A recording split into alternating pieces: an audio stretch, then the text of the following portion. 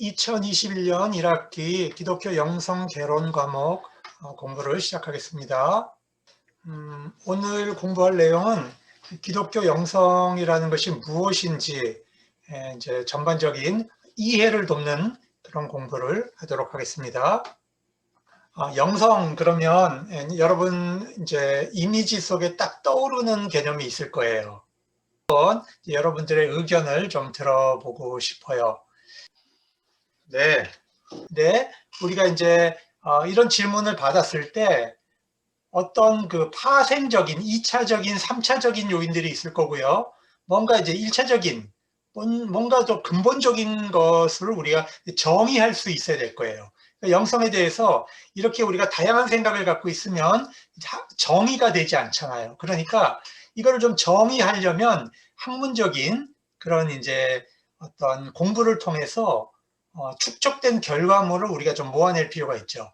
그래서 학문이 되려면 보편적으로 사람들이 공감하는, 누구나 다 그렇지 하고 이제 공감할 수 있는 그런 개념과 정의를 우리가 이제 가지고 있어야 할 겁니다. 여러분들이 지금 이제 얘기하신 거를 일반적으로 나오는 얘기란 말이에요. 영성 그럼 우린 기도를 생각하죠. 자, 영성 그러면 어떤 능력을 행하는 것. 영성 그러면 아까 이제 성찰 얘기했는데 그게 뭐냐면 비움이죠. 그죠? 자기를 비워내는 이제 그런 거죠. 또 우리 사명 그랬는데 영성 그러면 우리가 헌신을 또 생각할 수 있게 되죠. 자, 또 영성 그러면 많은 한국 사람들에게 있어서 영성 개념은 주로 에너지 개념이에요. 에너지. 무슨 배터리 같은 느낌. 그죠? 뭐가 채워지면 힘이 나오고 이게 채워지지 않고 방전돼 버리면 아무 힘이 나오지 않는 무슨 에너지일 거라는 그런 이제 개념들을 많이 갖는단 말이죠. 그러나 이런 것들이 정말 본질적인 것일까? 그럼 여기 하나님은 어디 계신가? 우리가 갖고 있는 이 영성의 개념이 전부 나와 관계되어 있어요. 나와. 내 편에서 사고하는 거지 여기에 하나님은 어디 계신가? 우리가 한번 질문을 해볼 수 있죠. 하나님 없이 우리의 기도가 무슨 의미가 있으며 하나님과의 관계가 없는데 우리의 능력이 무슨 의미가 있으며 우리의 비움은 하나님 없이도 충분히 우리가 자기 성찰하고 자기 비워내는 훈련들을 하거든요. 이 세속적 영성에서도 자기의 센터를 찾아서 깊이의 세계로 들어가라. 똑같은 얘기를 합니다. 헌신도 마찬가지예요. 어떤 그 보편적 인류의 가치를 위해서 우리가 헌신할 수 있습니다. 그러면 여기에는 하나님의 자리는 어디에 있는가? 우리의 에너지가 정말 누구를 위한 것인가? 자, 이렇게 생각했을 때 우리가 영성을 얘기할 때 하나님과의 관계성을 빼놓고 우리가 영성을 얘기를 해버리면 다 허공에 뜬 얘기가 돼버립니다. 그런데 왜 우리가 그 뜨겁고 적극적이고 열정적이고 이런 에너지를 자꾸 찾을까?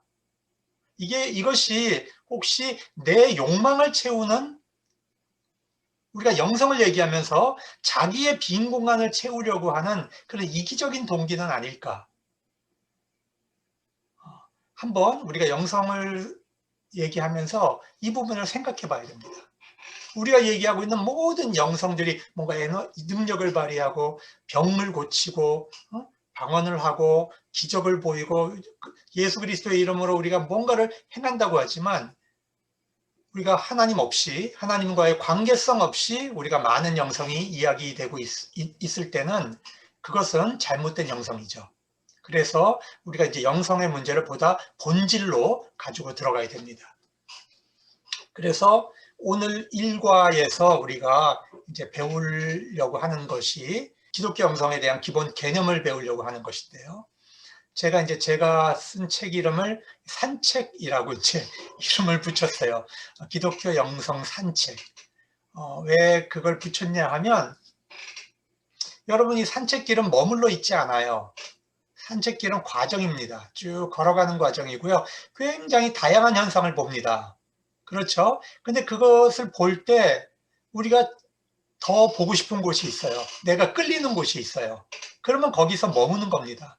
벤치에 앉아서 쉴 수도 있고, 나무를 타고 있는 다람쥐를 우리가 관찰할 수도 있고, 길가에 정말 이름 없이 피어 있는 그 작은 꽃 하나에 우리의 마음이 끌려서 그걸 쳐다볼 수 있습니다. 어떤 곳은 또 내가 마음이 내키지 않아서 그냥 이렇게 쓱 지나가는 경우도 있습니다. 이 산책길은 강제성이 없습니다.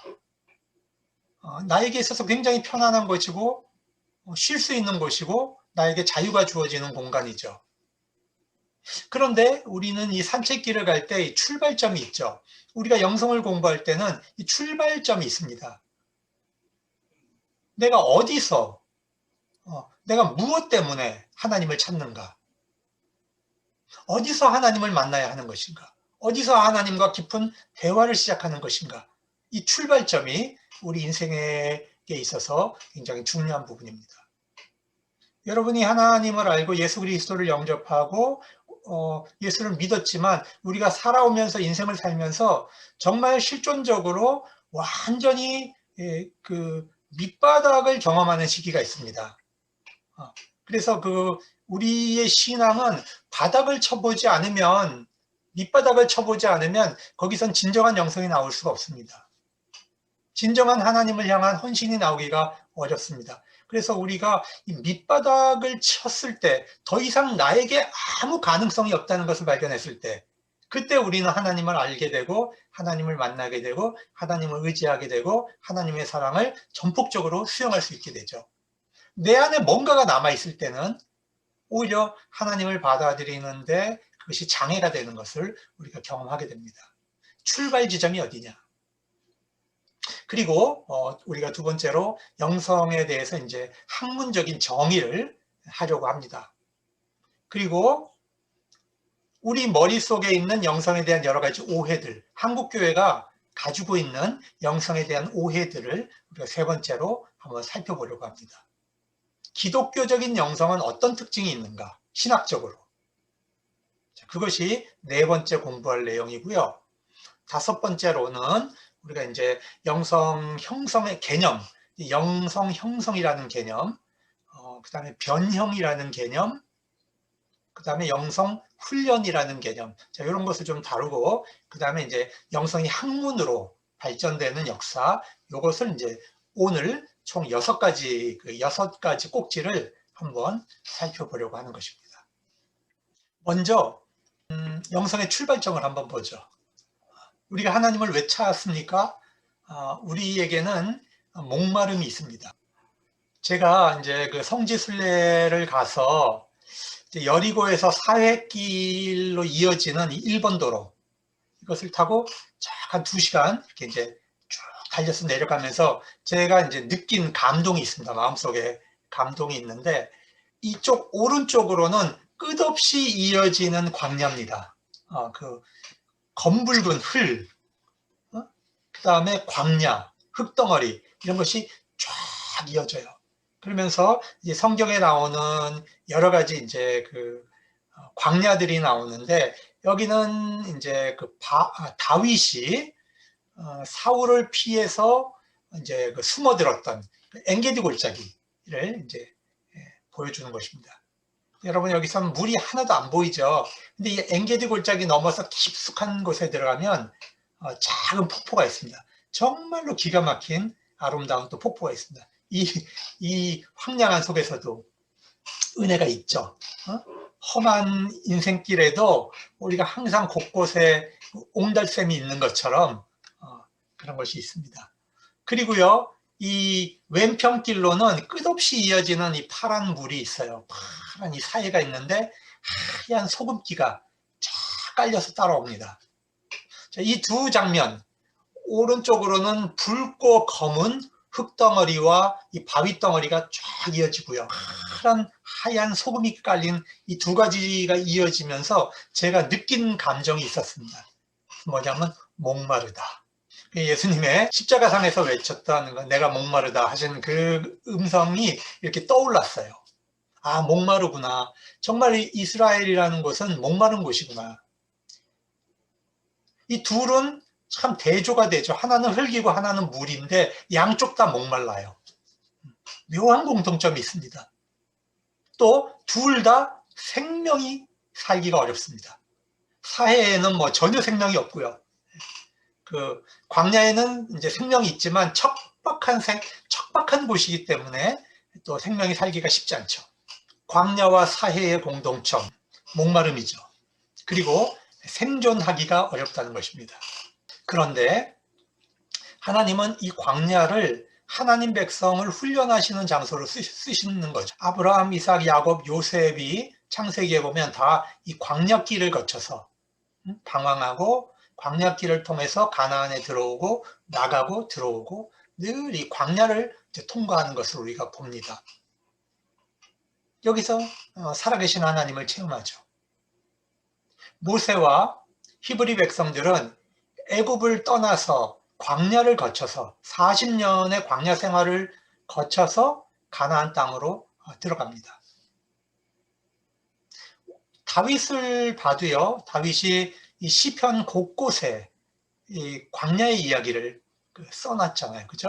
하나님이여 사슴이 목이 말라 시냇물을 찾는 것처럼 내가 하나님을 갈급하게 찾습니다. 그리고 다윗은 그 사울을 피해서 계속 광야를 다니죠. 세례 요한도 광야에서 예수님이 오시는 길을 준비합니다. 예수님께서도 광야에 가셔서 그 마귀에게 시험을 받았습니다. 그 다음에 우리가 초대교회 그 교부들을 보면 이 사막 교부들이 등장을 하는데 이 사막에서 수도원 운동이 생겨나죠. 왜 하나님은 광야를 사용해서 하나님 백성의 훈련 장소로 쓰시는가? 우리 기독교인에게는 두 가지 종류의 사람이 있죠. 광야를 경험한 사람과 광야를 경험하지 못한 사람이 있습니다.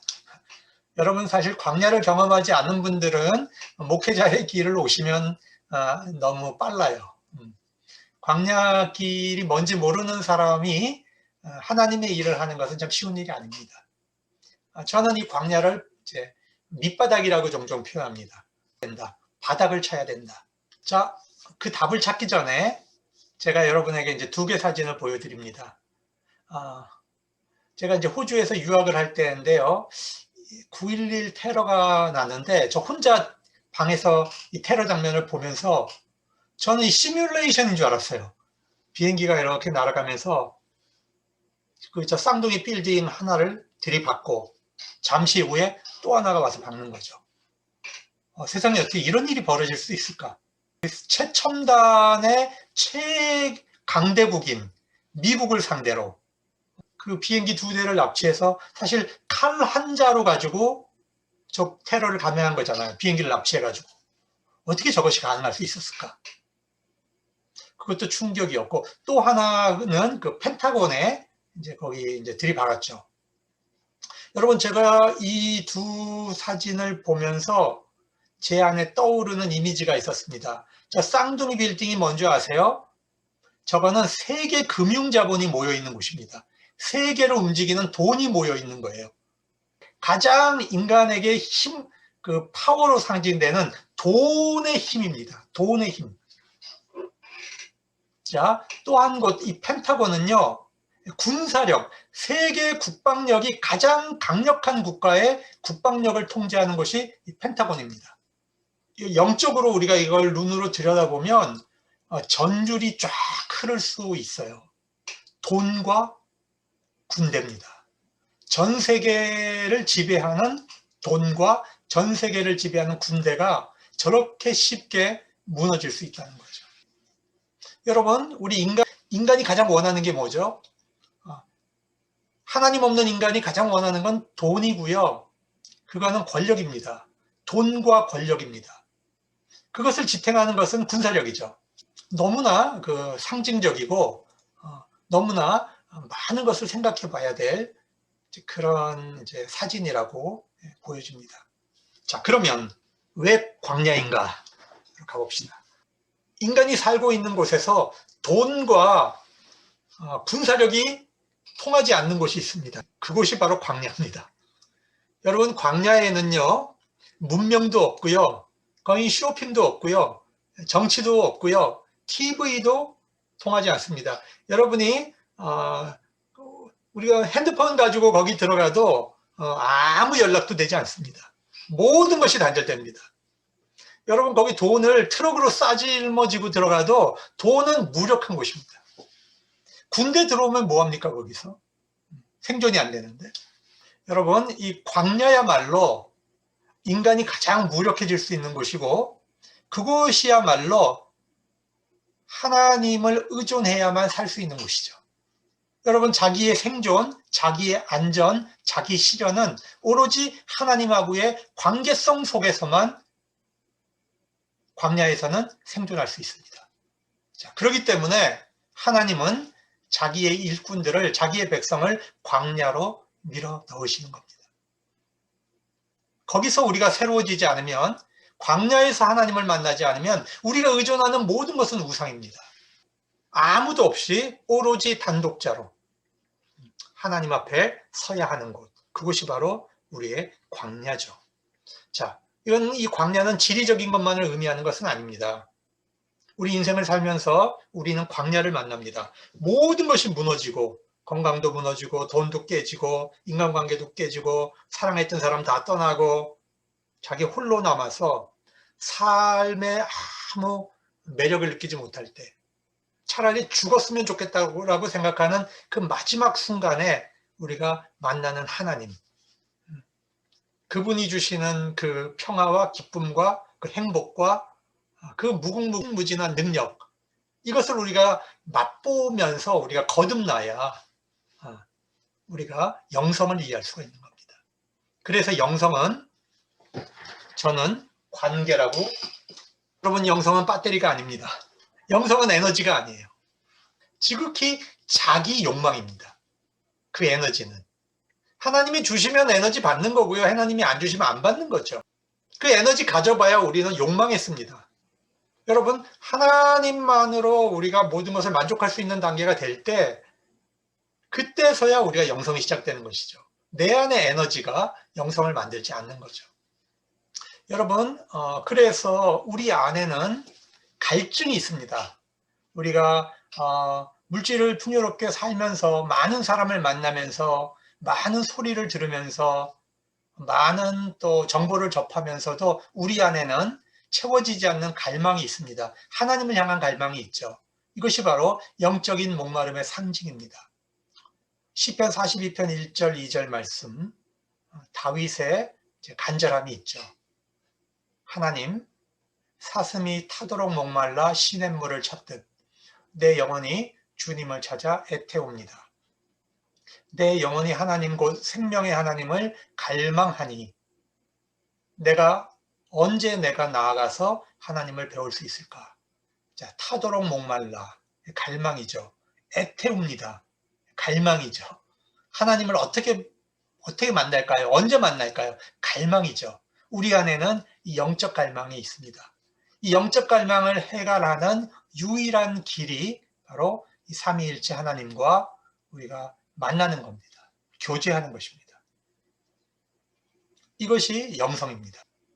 그런데 성경에 보면 영성을 표현하는 또 하나 중요한 이미지가 있는데요. 물입니다. 물. 생명수죠. 생수가. 에스겔서에 보면 성전에서 물이 흘러나와요. 그죠?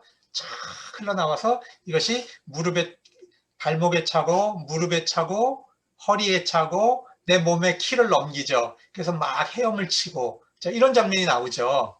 그런데 이 47장에 있는 그 상징을 잘 분석을 해보면요, 여러분이 뭐와 이렇게 대조가 되냐면 계시록 21장에 나오는 메시지와 이게 같은 내용입니다.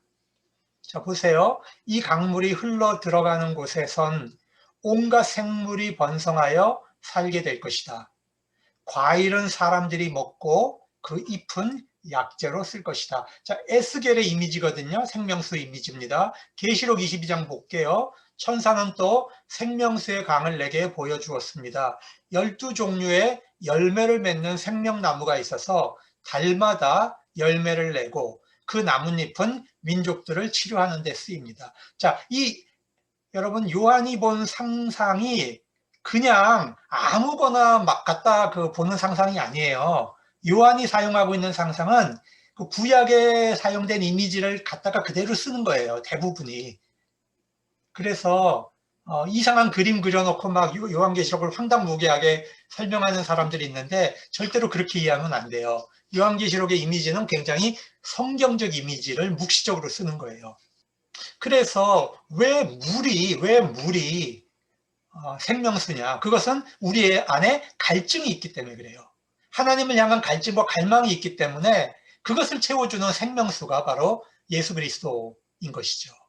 그래서 예수님이 자기를 나는 생명의 물이다. 자기를 물로 표현하시죠. 자, 보실까요? 이게 실제 야곱의 우물입니다. 19세기에 찍은 건데요. 실제로 이제 그 사마리아 수가성에 있는 야곱의 우물입니다. 이렇게 물을 길렀던 것이죠. 예수님께서 요한복음 4장에 가서 자, 이 물을 먹는 자마다 목마르지만 내가 주는 물을 마시는 자는 영원히 목마르지 않아야 할 것이다. 자, 그 사람 속에서 영생에 이르게 하는 샘물이 될 것이다. 자, 예수님은 이 물을 사용해서 자기를 드러내시죠. 그러니까 여인이 뭐라고 하냐 하면 그 물을 주셔서 목마르지도 않고 길르러 나오지 않게 해주십시오. 그렇게 말합니다. 근데 이 여인은 지금 오해를 하고 있습니다. 목마르지 않는 것. 이걸 굉장히 이제 물리적으로 이해하는 거죠. 예수님이 목마르지 않게 해주겠다는 얘기를 영적으로 이해하지 않고 굉장히 육체적으로 이해를 하고 있죠. 여러분, 만약에 그 갈증의 본질을 우리가 오해하면 많은 문제가 일어납니다. 자, 내가 목이 말라요. 목이 말라서 부족합니다. 그런데 배고픈 부족함으로 착각을 해서 우리가 막 빵을 먹잖아요. 그러면 목마름은 더 심해지겠죠. 우리 영성에 있어서 식별이라는 게 있어요. 식별. 내가 왜 갈증하는지, 내가 왜 부족한지를 영적으로 바르게 파악하는 게 바로 식별입니다. 우리가 이제 분별이라고 하죠. 영분별이라고도 표현하는데, 우리 이제 영성신학에서 이걸 식별이라고 표현해요. 깨닫고 구별하는 거죠. 깨닫고 구별하는 거.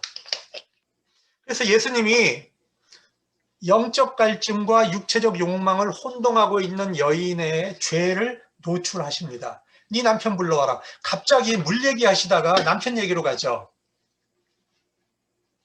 그러니까 이 여인이 뭐라고 얘기합니까? 나는 내 남편 없습니다. 그러니까 예수님이 맞다. 네 말이 지금 맞다. 네가 남편이 많았는데 안 채워져서 네가 그 남편으로 만족이 안 돼서 많은 남편을 바꿨다. 그러니까 이 여인이 갑자기 또 주제를 바꿔요. 제가 어디 가서 예배 드려야 되죠? 물 얘기하다가, 남편 얘기하다가, 지금 예배로 주제가 바뀌었어요. 우리 조상들은 이 그리심산, 사마리아에 있는 그리심산에서 제사하라고 하는데, 유대인들은 예루살렘에 가서 제사하라고 하네요. 어떤 것이 맞는 겁니까? 여러분, 우리가 죄성이 노출되잖아요? 나의 죄성이 노출되면 우리는 하나님을 찾게 됩니다.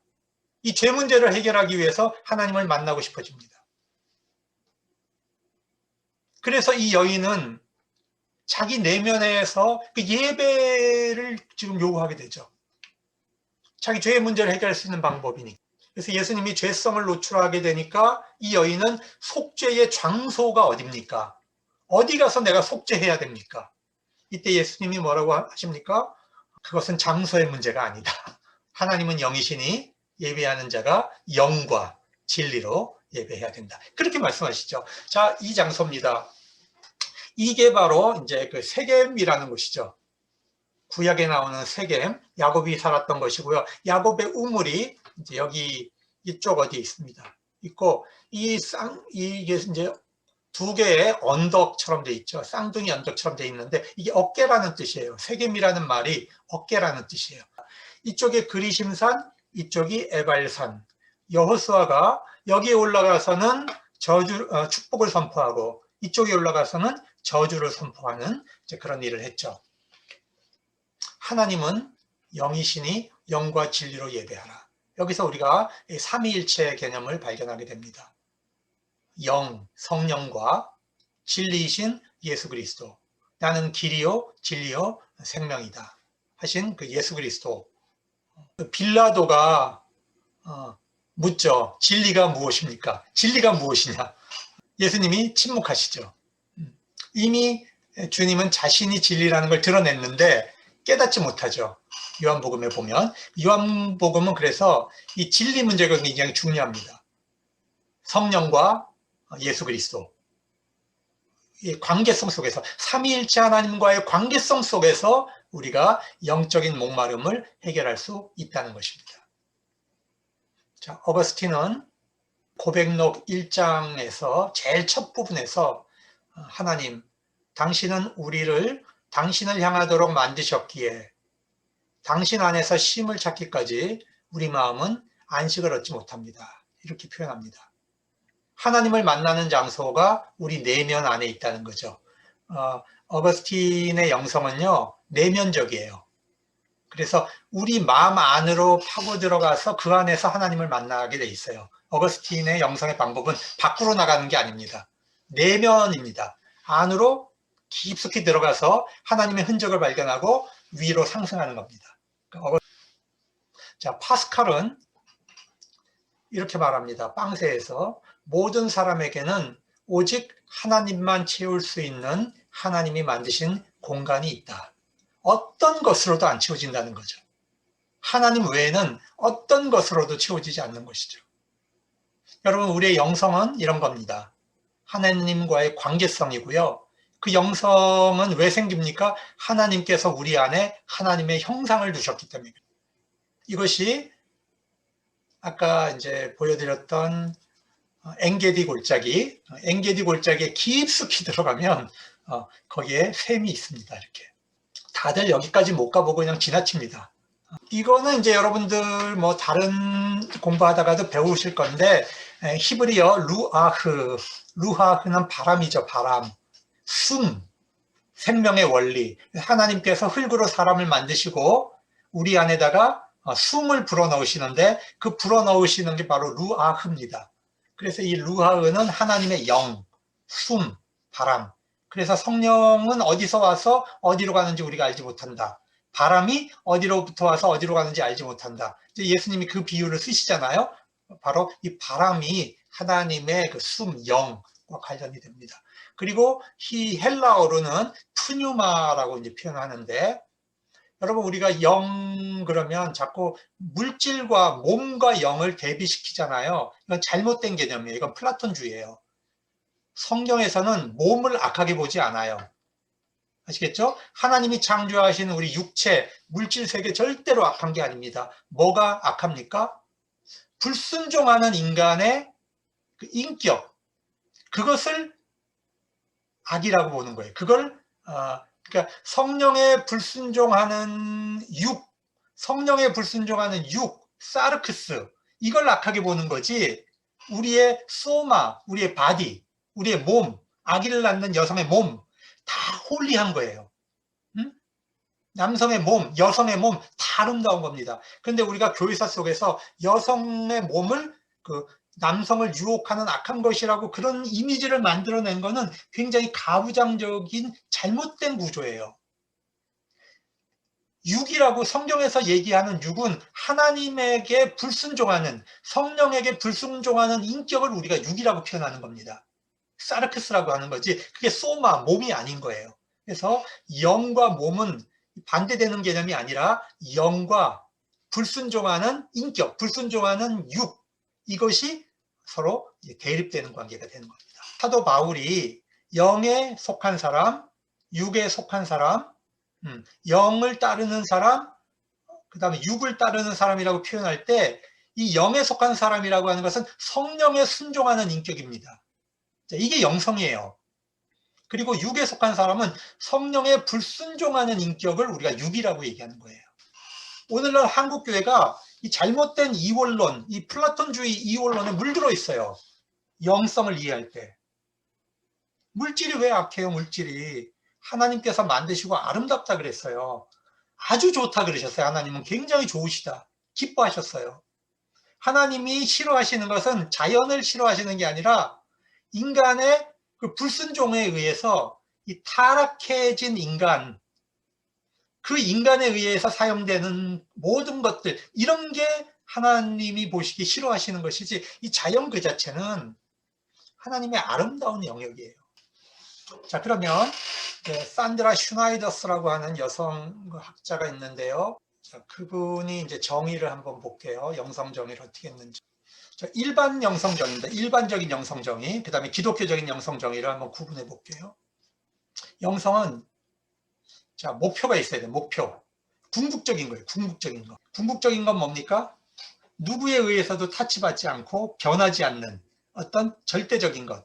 그 궁극적 가치를 향해서 자기를 초월해서 온전한 삶을 추구하는 것. 이것이 바로 영성이다 그랬어요. 자, 세 가지 포인트가 있습니다. 하나는 궁극적인 가치고요. 가치. 상대적 가치가 아니라 궁극적 가치. 그 다음에 두 번째는 뭐죠? 자기를 초월하는 겁니다. 그 다음에 세 번째는 온전한 삶. 그러니까 전생에 세 가지가 포함되죠. 근데 궁극적 가치는 만약에 그 가치를 지향할 때 자기 사랑을 지향하잖아요. 자기 사랑. 그죠? 나르시즘이라고 하죠. 그거. 우리 안에 있는 그 에고이즘, 그 자기 사랑. 이게 결국 모든 우상 숭배의 뿌리죠. 그래서 궁극적 가치 지향이 자기가 될 때는 정말로 비참한 결과가 나와요. 여러분, 자기 초월을 해야 되는데, 통합적 삶을 살아야 되는데, 자기 초월을 하기 위해서 우리가 약물을 쓰는 경우가 있습니다. 현대 사람들이. 그죠? 현실을 도피하기 위해서 약물을 쓴다든지, 알코올을 쓴다든지, 이런 것을 통해 갖고 자기를 초월하는 그런 경험을 시도하잖아요. 이건 건강하지 않죠. 온전하고 통합된 삶을 추구하지 않아요. 이건 영성이라고 얘기할 수 없습니다. 그 다음에 영성은 전 생애가 포함되어야 돼요. 어떤 사람들 같은 경우는 우리가 은혜 받았다고 막 팔짝팔짝 뛸 때 있어요. 집회 가가지고. 돌아오고 나올 때는 집에 오면 쌍합니다. 자, 우리가 그런 경험들을 많이 갔는데, 영성 아니에요. 감정이 폭발했던 거예요. 자기 카타르시스하고 온 거죠. 저 어렸을 때 이제 우리 어렸을 때는 엄마 손 끌려갖고 이제 기도원 많이 다녔어요. 초등학교 때 그냥 끌려가지고 우리 엄마 권사님 손에 끌려갖고 정말 가기 싫은데 많이 끌려갔어요. 그 목사님이 이제 부흥사였는데 상위군이었는데 얼마나 욕을 하는지 몰라. 막 재밌는 건 내 옆에서 막 눈물을 흘리고 울던 그 권사님인데 내가 충격적인 걸 봤어요. 이렇게 나가는데 그때는 막 고무신이 막 이렇게 얽히잖아요. 이렇게 신발 벗어놓는데 옛날에 그랬거든요. 그러니까 니꺼 내꺼 막 그냥 얽힌단 말이에요. 그랬더니 내 옆에서 울고 회개했던 권사님이 어떤 년이 드신 신고 갔어! 그러고 막 소리를 지르는데 제가 거기서 막 깼어요. 정말 막 회개하고 울었는데 그 고무신이 없어지는 순간에 이 분노가 다시 올라오기 시작한 거지. 자, 그럼 그게 영성이냐, 우리가. 그 순간적으로 우리가 찰나찰나의 그 기분 변화되는 걸 우리가 영성이라고 할 수 없어요. 왜? 영성은 전생애가 포함되어 있어야 된다는 거죠. 꾸준히 길을 가는 거죠. 그러면 이 산드라 슈나이더스는 이제 세계적인 영성학자인데 페미니스트이기도 하고요. 수녀님이에요, 수녀님. 지금 이제 할머님이세요. 90 가까이 된 할머님이신데 이분은 이제 이렇게 정의를 내립니다. 우리의 궁극적 가치가 무엇이어야 하는가? 예수 그리스도 안에 계시되고 성령을 통해 전달되는 삼위일체 하나님이 우리의 궁극적 가치여야 하고, 영성에서는 이 자기 초월은 어떻게 일어나야 되냐면 교회 공동체 안에서 십자가와 부활의 삶을 살아가는 자기 초월이 일어나야 된다는 거죠. 그 다음에 하나님과 이웃과 모든 관계와 통합적인 관계를 맺는, 자, 그런 영성이 바로 기독교적인 영성이다. 그러니까 우리의 궁극적 가치는 삼위일체 하나님이어야 하고, 우리의 자기 초월은 십자가와 부활을 통해서 나타나야 하고, 우리의 삶은, 전생의 삶은 하나님과 이웃과 자연과 통합적 관계 속에서 나타나야 된다는 거죠. 이래야 기독교적인 영성이라는 것입니다. 정말 이거는 균형 잡혀 있는 거죠. 어떤 분들은 하나님과는 기도를 열심히 하는데 가족과 이웃 간의 관계는 정말 다 끊어져 있는 사람들이 있어요. 그건 건강한 영성이 아닙니다. 하나님과의 관계, 기도는 열심히 하는데 물질에 대해서 너무 탐욕이 많아서 끊임없이 움켜쥐려고 하고 나누지 않고 봉사 안 하고 섬길 줄 모르면 그건 건강한 기독교적인 영성이라고 볼 수가 없는 거죠. 그래서 샌드라 슈나이더스가 정의한 이 개념이 굉장히 중요한 우리 개념이에요. 이분이 이제 그 샌드라 슈나이더스라고 하는 그 분이에요. I think it is important to realize that this dramatic reversal was not simply a change of policy, some kind of marketing merger dictated by the church's falling sales volume in the religious marketplace. 그러면 이제 기독교 영성 정의를 이제 종합적으로 한번 해보겠습니다. 제가 이제 내리는 정의입니다. 이것은 기독교 영성이란 뭐냐? 그 산드라 슈나이더스의 그 세 가지 과정, 삼위일체 하나님, 자기 초월, 그다음에 그 통합적 관계성, 이 세 가지를 넣어서 제 나름대로의 정의를 해보겠습니다. 성령의 능력으로 그리스도의 형상을 본받고 삼위일체 하나님의 사랑에 참여하는 삶의 자세다. 영성이라고 하는 것은 삼위일체 하나님하고의 관계성인데 성령의 능력으로 예수 그리스도의 형상을 본받고 삼위일체 하나님의 사랑에 참여하는 삶의 자세다. 그 다음에 영과 육을 포함하는 전인적이고 하나님 이웃 자연과 통합적 관계를 갖는 것이다. 그래서 우리 영성은요, 하나님과 이웃과 자연과의 통합적 관계를 갖는데 그것은 우리의 몸과 우리의 육체와 우리의 영이 함께 이런 관계를 갖는 것입니다. 그 다음에 신앙 공동체 교회와 우리가 살고 있는 세상 역사 안에서 신앙 체험, 훈련, 실천을 통해서 일생 동안 성장하는 것이 바로 기독교 영성입니다. 우리 기독교 영성은 신앙 공동체인 교회 안에서만 자라나는 것이 아니고요.